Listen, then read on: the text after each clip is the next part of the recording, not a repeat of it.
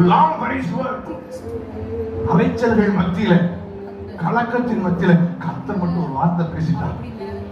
கர்த்தருடைய வார்த்தை மட்டும் எனக்கு இப்ப கேட்கலாம். என் குடும்ப பிரச்சனையில, என் பிள்ளையை குறிச்ச கவலையில, என் பொருளாதார சவால் மத்தியில, now if I have a word from God. Long.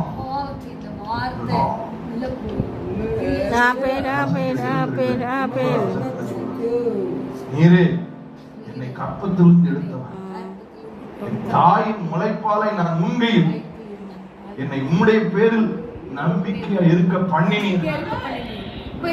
பிறந்ததிலிருந்து உங்க மேல நம்பிக்கையா இருக்க பண்ணிட்டீங்க. நான் சொல்லுகிறேன், கர்த்தர் அவரை மாத்திரம் நம்ப பண்ணி கொண்டிருக்கிறார் என்றால் நீங்கள் ஆசீர்வதிக்கப்பட்டவர்கள்.